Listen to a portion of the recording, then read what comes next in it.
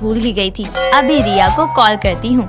काजल रिया को कॉल करती है और सीधा मॉल आने को बोल देती है। कुछ देर में काजल भी वहाँ पहुँच जाती है और दोनों लहंगे की दुकान में जाकर दुकान वाले से बोलती हैं, भैया मुझे ना उर्फी जावेद ने जैसा बैकलेस लहंगा पहना था ना, वैसा पहनना है। क्या आप वैसा लहंगा बैकलेस बना सकते हैं? बहन जी, आप बस तस्वीर दिखा दो, आपको सेम वैसा ही डिजाइन मिल जाएगा लहंगे में। तू पागल है क्या? उर्फी जावेद बनना है? पता है वो कितनी बदनाम है।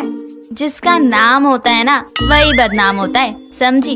और देखियो, क्या पता उसके जैसे कपड़े पहनने से मैं भी न्यूज की सुर्खियों में आ जाऊं। सुर्खियों में तो पता नहीं, लेकिन हाँ ससुराल से बाहर हो जाएगी। अंकित को कैसा लगेगा जब उसकी होने वाली बीवी आधे ब्लाउज में सबके सामने जाएगी तो? पहली बात तो तू अंकित जीजू बोल, और दूसरा उनको मैं जो भी कहती हूँ ना सब पसंद आएगा।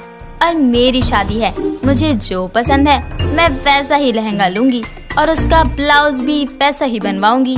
काजल एक लहंगा पसंद करके उसको फिटिंग के लिए दे देती है और उसके ब्लाउज को उर्फी जावेद के स्टाइल में सिलवाने को भी बोल देती है। जिसके बाद सारी शॉपिंग करके वो रिया को उसके घर छोड़कर अपने घर आती है। समय कैसे बीत जाता है पता ही नहीं चलता। काजल की शादी का दिन आता है और वो लहंगा पहनकर पूरी तरह तैयार होकर जब सबके सामने आती है तो उसका आगे का डीप गला और पीछे से बैकलेस ब्लाउज देखकर शादी में आए लोग बातें बनाने लगते हैं। तभी रेखा काजल के पास आकर धीरे से कहती है, ये क्या पहनकर आई है तू? तूने पहले मुझे क्यों नहीं दिखाया ये ब्लाउज? माँ क्या है, आजकल यही फैशन में है।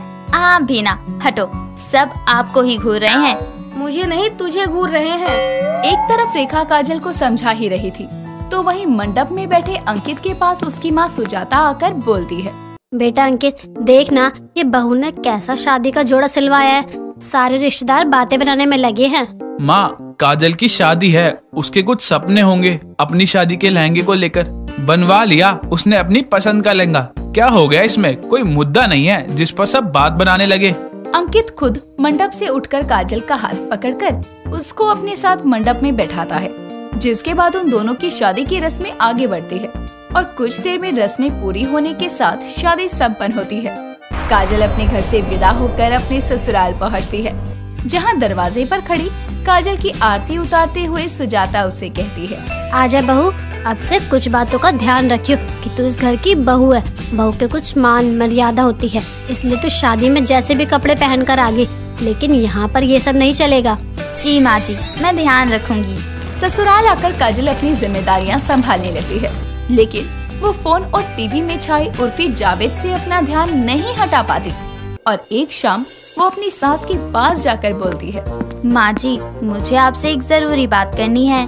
बोल बहू, क्या बात करनी है? माँ जी मुझे ना फैशन डिजाइनिंग का कोर्स करना है, क्या आप मुझे इजाजत और पैसे देंगी? क्या बोला? Fashion designing? अरे पागल है क्या बहू? शादीशुदा लड़कियां कपड़े डिजाइन नहीं करती, बल्कि अपना घर डिजाइन करती है, घर को अच्छे से संभाल के। पर माँ जी मुझे सीखना है।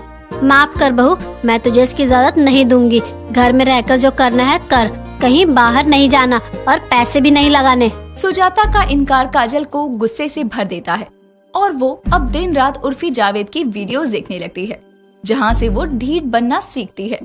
लोगों के द्वारा उर्फी का इतना मजाक बनता है, फिर भी वो अपने यूनिक फैशन सेंस को नहीं छोड़ती। काजल भी यही करने का डिसाइड करती है।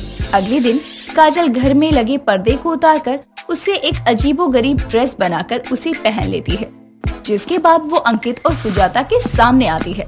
उसको अजीब सी ड्रेस में देखकर दोनों बोलते हैं, बहू ये क्या पहना है और ये कपड़ा कहीं देखा देखा लग रहा है। हाँ काजल, ये क्या बनाया है? मतलब कहाँ से लाई हो? लाई नहीं हूँ, बल्कि खुद बनाई है उर्फी जावेद से सीखकर। अब माँ जी ने मुझे फैशन डिजाइनिंग के कोर्स करने को तो मना कर दिया, तो घर बैठे जिससे सीख सकती हूँ सीख रही हूँ। अरे मुई, तुझे उर्फी जावेदी बनना था क्या? पूरा देश जानता है कि वो कैसे कैसे ड्रेस पहनकर फेमस हुई है, फिर भी। मुझे नहीं पता माँ जी, मेरी आइडियल है उर्फी, उसको कुछ मत बोलो।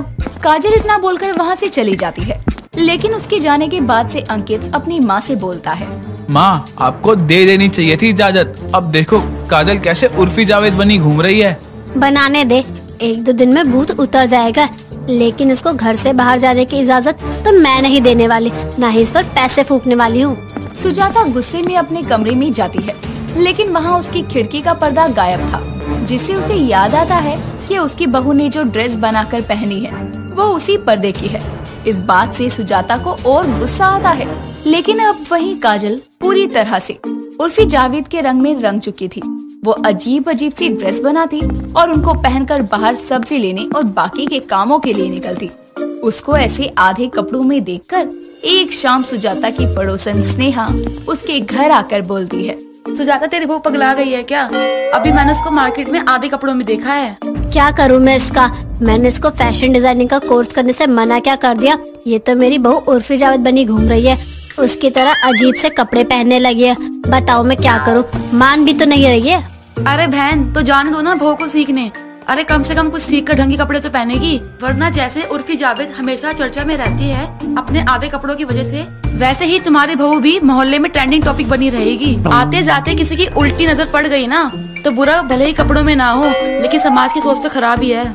शायद तुम सही कह रही हो स्नेहा, मुझे अपनी बहू को ये कोर्स करने देना चाहिए। स्नेहा सुजाता को समझाकर वहाँ से चली जाती है और जब कुछ देर में काजल घर आती है तो सुजाता काजल को रोककर उससे कहती है, काजल बहू, मैंने तुझे ये फैशन डिजाइनिंग कोर्स करने की इजाजत दी और तुझे ये तेरे कोर्स के पूरे पैसे दूंगी, पर तू ये अब से अजीब सी ड्रेसें पहनना छोड़ दे बहू। सच्ची माँ जी, आप मान गई? अरे मुझे पता ही नहीं था कि आप इतनी जल्दी मान जाएंगी। वैसे आपका शुक्रिया, मैं कल ही जाकर अपना रजिस्ट्रेशन करवा कर आऊंगी उस कोर्स में।